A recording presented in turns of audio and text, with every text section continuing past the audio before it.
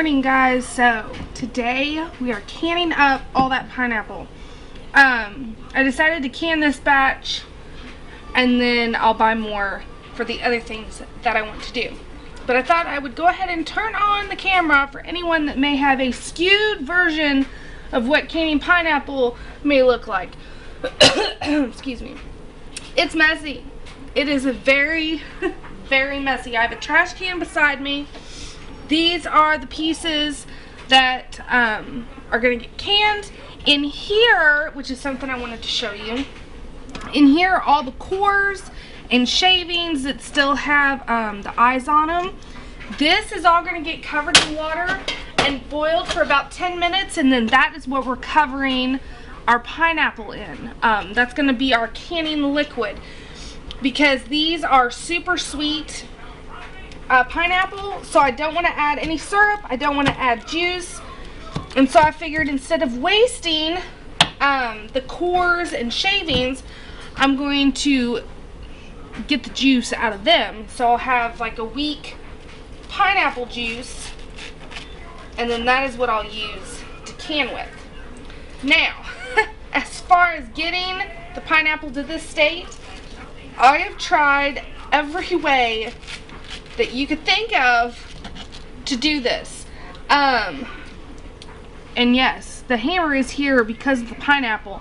I've tried, I got this at a yard sale earlier this year for 25 cents. It's a pineapple core. I hate it. I hate this thing.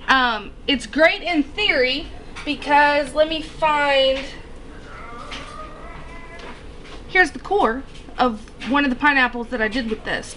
So it's perfectly round, you know, it's a great core. And it makes a perfectly round to where you can, if you want to can rings, this is the way to go, because you'll have perfect circle rings. However, there's just a teeny tiny little groove thing right here, okay? And then what you're supposed to do theoretically is take your pineapple and crank this down all the way to the bottom, and then you have all your pineapple here, your cores here, and all of your outside is separated. Great in theory, absolutely fabulous. Love that idea. Does not work like that. I mean, it does if you have the manpower. I, however, you know, hands are sticky from juice. As you're turning this, juice is flying everywhere, and that's where the hammer came in. Because I thought I'd be smart and just hammer this down into the pineapple. Yeah, that didn't work either.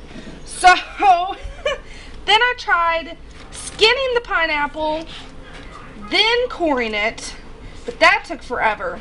So the way that I found works best, I already took the core out, is to quarter it, cut the top off, quarter it, and then take it like this, cut your core out, like that quarter of the core, and then just take your knife and do it this way. Now, you may disagree, and that is perfectly fine, because by all means, do it the way that's going to be quickest for you, but this is the quickest way that I could figure out how to do it. Oh no! Put them in the wrong thing. So, that's what I wanted to show you.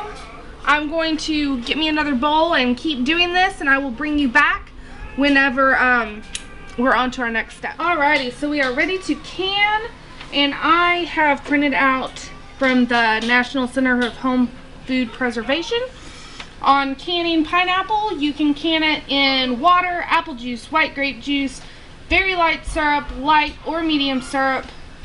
We are doing water, but we cooked our cores in it for about 10 minutes, so it has the flavor that was still in those.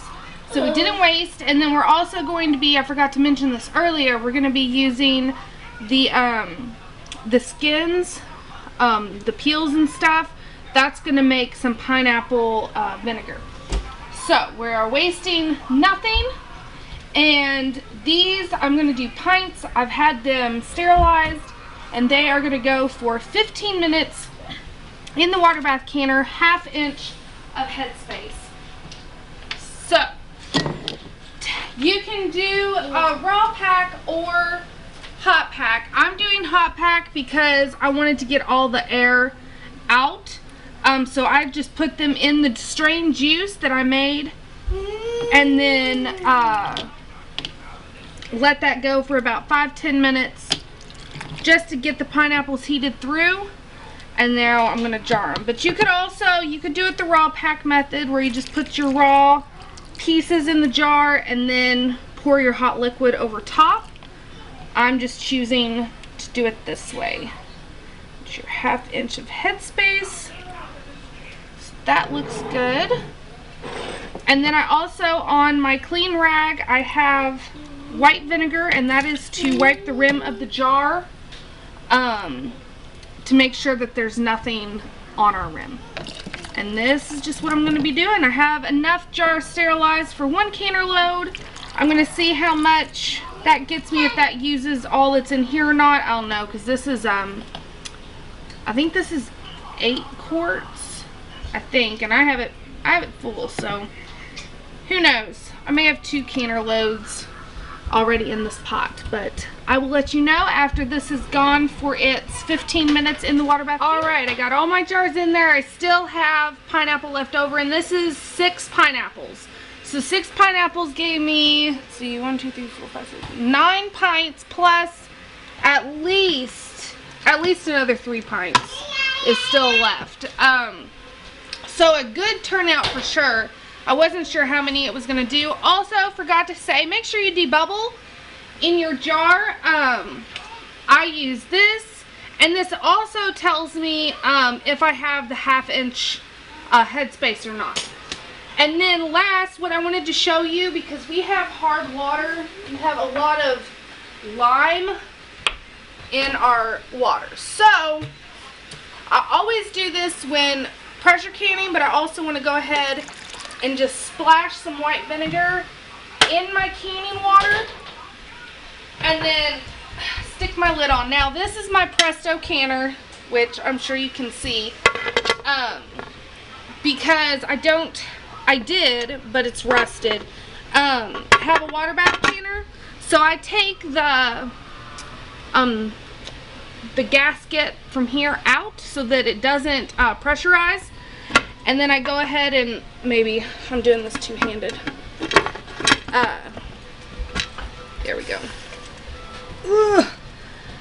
I put the lid on, and I let it water bath this way. It's not going to pressurize because we have a hole right here, and it's going to keep all my water in so that nothing splashes if one of the babies happens to get close. And then you let it come up to a boil, and then once it's at a rolling boil, that's when you start your timer for 15 minutes for pints. We'll let it go for 15 minutes, and then I will turn the stove off, take off the lid. I'm going to let them rest for about 5 minutes because I don't want to shock my jars, and then I'll take them out and show you the end results. Alright, so here is the finished product of my first canner load.